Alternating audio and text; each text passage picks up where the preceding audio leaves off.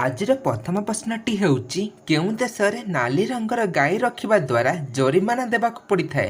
Option A America, option B Nepal, option C Brazil, option D ଚୀନ। ପ୍ରତ୍ୟେକ ପ୍ରଶ୍ନରେ ଆପଣଙ୍କୁ 5 ସେକେଣ୍ଡର ସମୟ ମିଳିବ। ଯଦି ଆପଣ କୌଣସି ଉତ୍ତର ଜାଣିଥିବେ ତେବେ ଆମକୁ କମେଣ୍ଟ ମାଧ୍ୟମରେ ଜଣାନ୍ତୁ।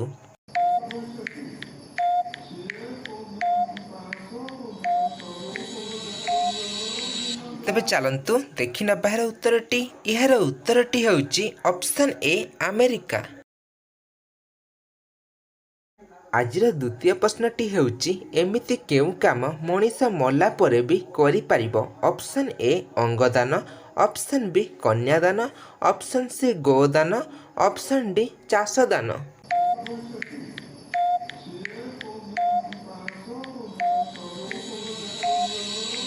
ଆପଣଙ୍କର ସମୟ ସମାପ୍ତ ହୋଇଯାଇଛି। ଚାଲନ୍ତୁ ଦେଖିନେବା ଏହାର ଉତ୍ତରଟି। ଏହାର ଉତ୍ତରଟି ହେଉଛି ଅପସନ୍ ଏ ଅଙ୍ଗଦାନ। ଆଜିର ତୃତୀୟ ପ୍ରଶ୍ନଟି ହେଉଛି ପୁରୀ ମନ୍ଦିର ବର୍ଷକୁ ପ୍ରାୟତଃ କେତେ ଟଙ୍କା ଇନକମ୍ କରିଥାଏ? ଅପସନ୍ ଏ 300 କୋଟି, ଅପସନ୍ ବି 250 କୋଟି, ଅପସନ୍ ସି 237 କୋଟି, ଅପସନ୍ ଡି 400 କୋଟି।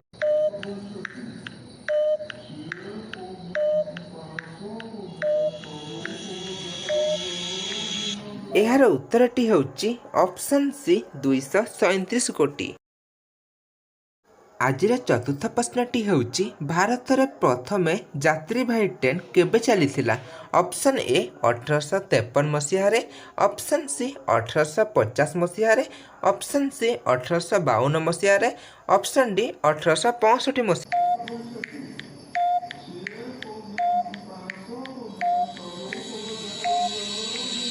ଉତ୍ତରଟି ହେଉଛି ଅପସନ୍ ଏ 1853 ମସିହାରେ।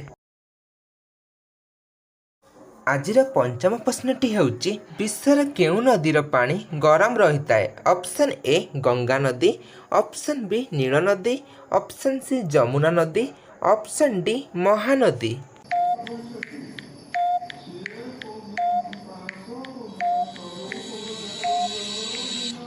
ଆପଣଙ୍କର ସମୟ ସମାପ୍ତ ହୋଇଯାଇଛି। ଚାଲନ୍ତୁ ଦେଖିନେବା ଏହାର ଉତ୍ତରଟି। ଏହାର ଉତ୍ତରଟି ହେଉଛି ଅପସନ୍ ବି ନୀଳ ନଦୀ। ଆଜିର ଷଷ୍ଠ ପ୍ରଶ୍ନଟି ହେଉଛି ଧୂଳି ପ୍ରଦୂଷଣକୁ ରୋକୁଥିବା ଗଛର ନାମ କ'ଣ?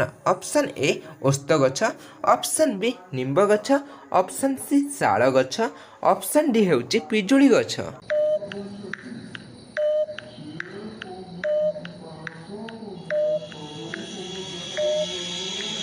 ଆପଣଙ୍କର ସମୟ ସମାପ୍ତ ହୋଇଯାଇଛି। ଚାଲନ୍ତୁ ଦେଖିନେବା ଏହାର ଉତ୍ତରଟି। ଏହାର ଉତ୍ତରଟି ହେଉଛି ଅପସନ୍ ଏ ଓସ୍ତ ଗଛ।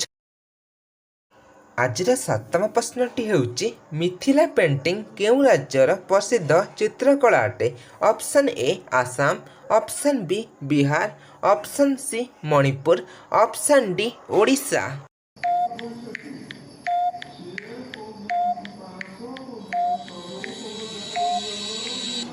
ଆପଣଙ୍କର ସମୟ ସମାପ୍ତ ହୋଇଯାଇଛି। ଚାଲନ୍ତୁ ଦେଖିନେବା ଏହାର ଉତ୍ତରଟି।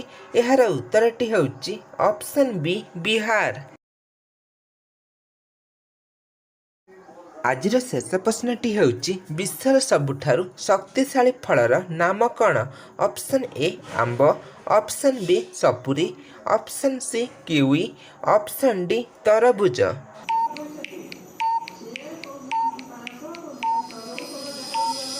ଆପଣଙ୍କର ସମୟ ସମାପ୍ତ ହୋଇଯାଇଛି। ଏହାର ଉତ୍ତରଟି ହେଉଛି ଅପସନ୍ ସି କିୱି ଫଳ।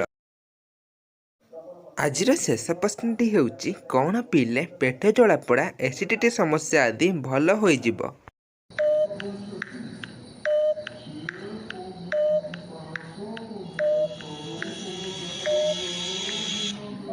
ଏହାର ଉତ୍ତରଟି ହେଉଛି ତୁଳସୀ ପତ୍ର ଓ ମହୁ।